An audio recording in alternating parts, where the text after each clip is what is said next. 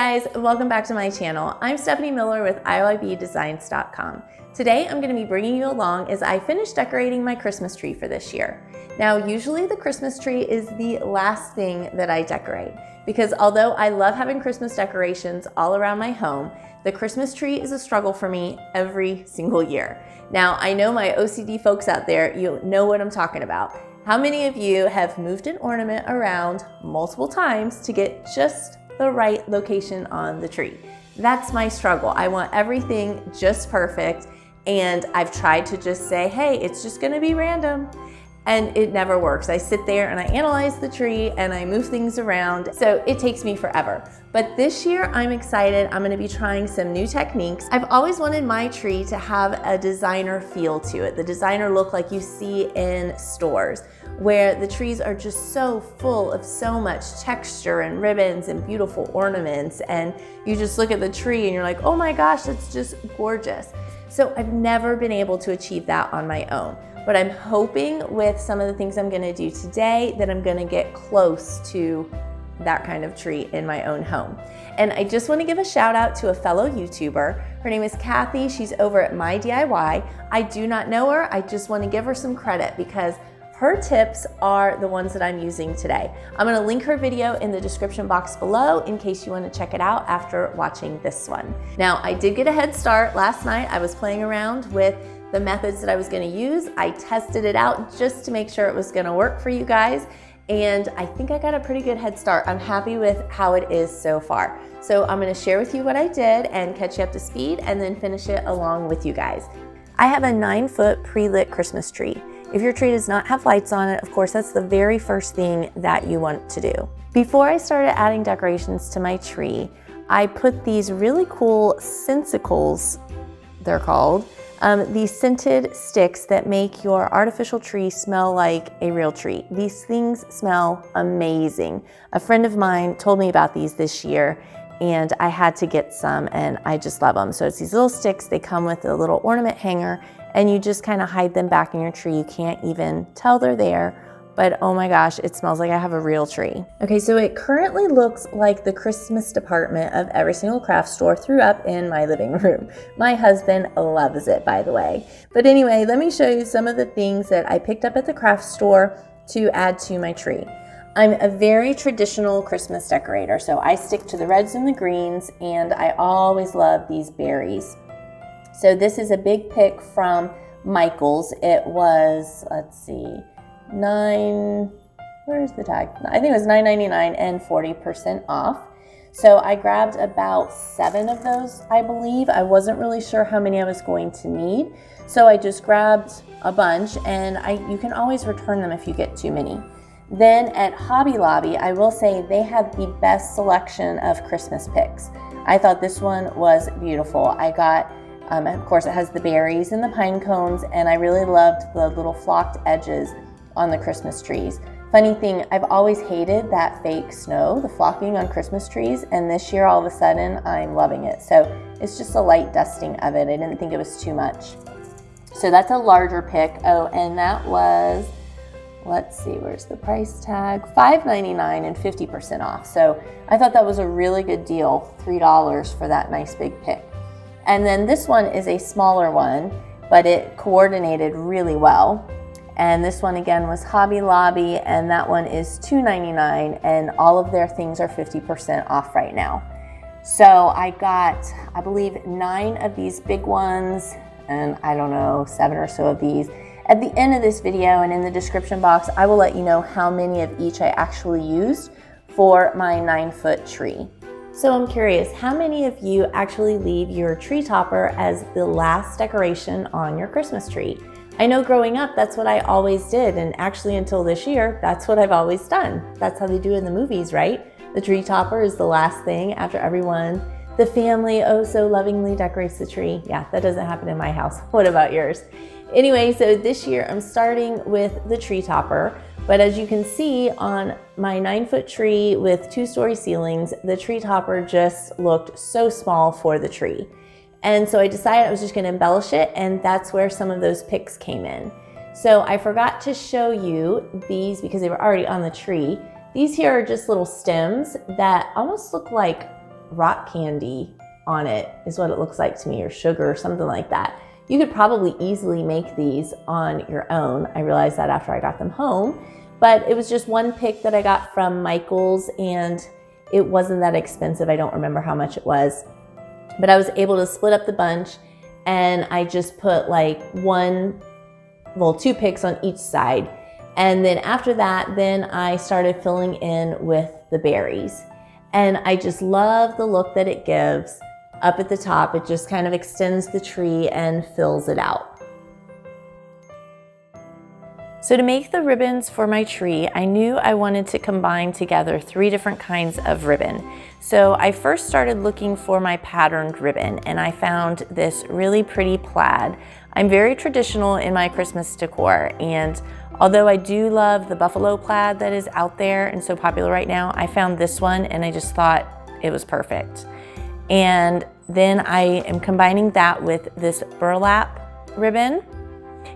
And then this is something I had on hand already. It is this mesh. It is, 10 inches wide.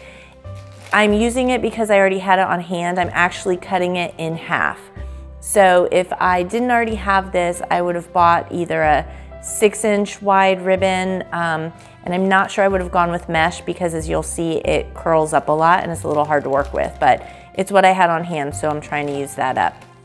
And then I used some floral wire that I already had.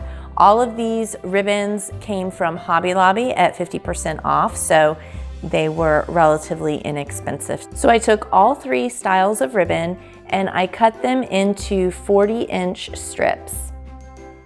And you can see here that silver mesh, how it's curling. Like I said, it's just a little bit hard to work with, so I would probably suggest a 3rd type of ribbon, but I just wanted to have some sparkles and it's gonna work perfect for that. So when my ribbon was all cut into 40-inch strips, I started layering it. So for mine, I took the burlap on the bottom, then my sparkly mesh next, and then my pattern ribbon on top.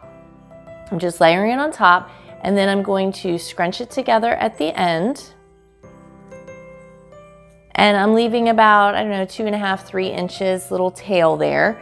And then I'm gonna take the floral wire and I'm taking about a 6-inch piece and I'm going to wrap it around here. And this is gonna form the little tie that I'm going to attach it to my tree with.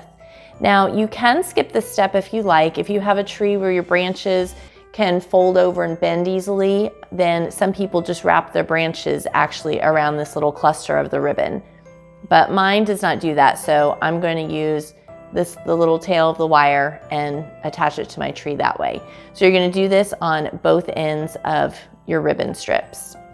So you can see then I started near the top of my tree with the first ribbon and I stuck it in there and then wrapped it around a little bit. And I've just kind of continued this zigzag down the tree. So now I'm here at the bare spot and I'm going to show you exactly how I attach the ribbon to the tree. So I have my little ribbon cluster that I've attached, and here where this other ribbon is, I'm looking for the midway point. So in the middle of it, I'm going to come down a little bit and I'm going to look for a bare spot right there, which right about here looks good. I'm just going to set it there and then twist it around. I just kind of set it in there to see, and then my OCD kicks in and I insist on like fixing it and making it look just perfect. Trying to get over that, but it's just so hard. See, I'm going to bring it up, I think. So I'm going to attach this with the floral wire, and I'm just going to wrap it around one of the branches.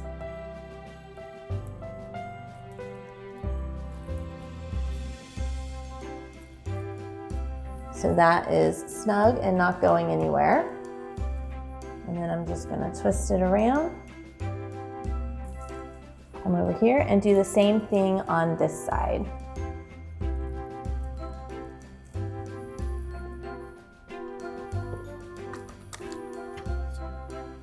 So I'm going to keep on doing the same thing with all of my little ribbon sets that I made. And what I love about the fact that I actually used the floral wire on mine is that when I take these off of the tree at the end of the year, they're going to be all set and ready to go for next year, because I use my things multiple years in a row. I don't like to have to go through starting from scratch every year. So if I love this tree like I think I am so far, I will be doing this again next year and it'll be all ready to go. So I'm going to zigzag now a little bit. I'm coming up here to this ribbon here. This is kind of the midpoint. So somewhere over in here, I'm gonna start this one and have it come the opposite direction. So let's just wiggle that there.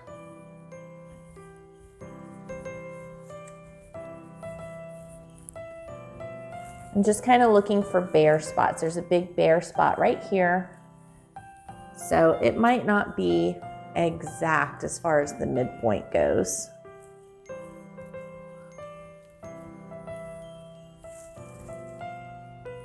I like to just set it there and then I step back and take a look at it.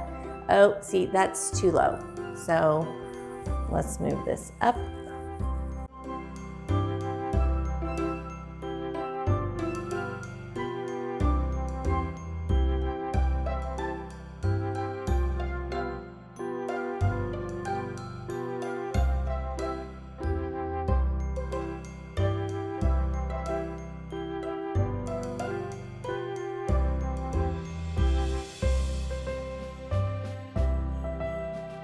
So I'm gonna go ahead and continue putting the rest of my ribbon sets around the tree. Oh, and a little secret, since my tree sits back in the corner, no one is gonna see the backside. Now in past years, I have decorated and maybe I put some of the ugly ornaments back there, but this year, I'm not even gonna mess with it. So the back of my tree, if it's in a corner, don't worry about it, no one's gonna see it. So I'm gonna continue going around the part of my tree that you're going to see and putting the ribbon sets on, and then I will show you the next step. All right, so now I have all of the ribbon attached to the tree, and you can see it follows just kind of like a zigzag pattern down the tree. So now with the picks that I showed you before, I had some smaller picks and the larger picks. The smaller picks I use to fill in up here where your tree is kind of skinny at the top. So I just took one of the small picks and I stuck it right here where the ribbon, where I attached the ribbon to the tree. So I think I've put all of my small ones where I need. Now I'm going to be taking these larger ones. And you know, in the store, they're all flat and smushed down for packaging and of course. So I just took them and I kind of fluffed them up just like you would do the branches on your Christmas tree. So I just played around with that a little bit, fluffed them up, and then I'm going to stick this in, again, wherever there's a little bunch of ribbon that I attached it to the tree, that's where I'm gonna stick it. And I stick it on top, and it just kind of fills in that part of the tree and kind of hides where you attached your ribbon. So now I'm just gonna go around the tree and do that to all of the places where I attached the ribbon.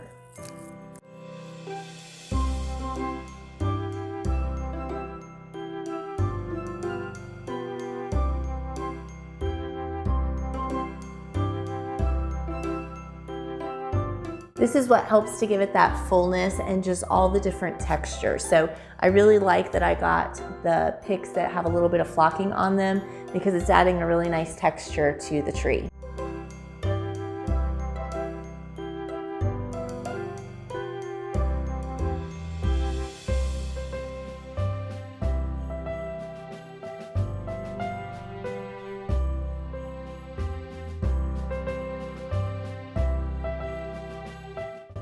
So now that all of the ribbon and the picks are added to the tree, now it's time to go through my 3 bins of ornaments and select which ones are gonna go on the tree this year. So since I'm going for that designer look, all of these, this pile right here, are ones that my kids have made throughout the years in school. And while they're super cute, they just don't have that designer look, so those are not gonna make the cut this year. But I do like sentimental ornaments on the tree. So I'm going to be digging through my bins and looking for all of these ornaments that were made with my boys' handprint. So it's our tradition that every year we make a handmade ornament. We started this when I think my youngest son was about 2 years old, and This was his handprint in 2013. And I love unpacking the ornaments and looking at these and remembering just how tiny they were. And every year we have a different design. I'm going to be having a future video where I share with you all the different designs that we have done on Christmas ornaments. Still looking for an idea for this year, so if you have any ideas of a cool ornament for this year, drop it in the comments below because I'm still figuring that out. So I'm going to dig through and find all of those handmade ornaments, and that is what I want to start with on the tree. And then I have a lot of different balls, ornament balls like this, that I will fill in. So I'm going to get started finding all of these and placing those on the tree first. So unwrapping the ornaments is one of my favorite things about Christmas because every ornament for me has some sort of meaning. So every year, besides the ones that I decorate with my boys, I buy some ornament that is related to that year, or just a family, like this one with the elves. I think that might have been the first year our elf came. And when we travel, we get an ornament from the place that we travel. So it's just like a big memory book whenever I'm unwrapping the ornaments. So even though I know some people might not like the hodgepodge of ornaments on the tree, I was one of those, didn't used to like it, but now I like it because I just look at my tree and it's just full of memories.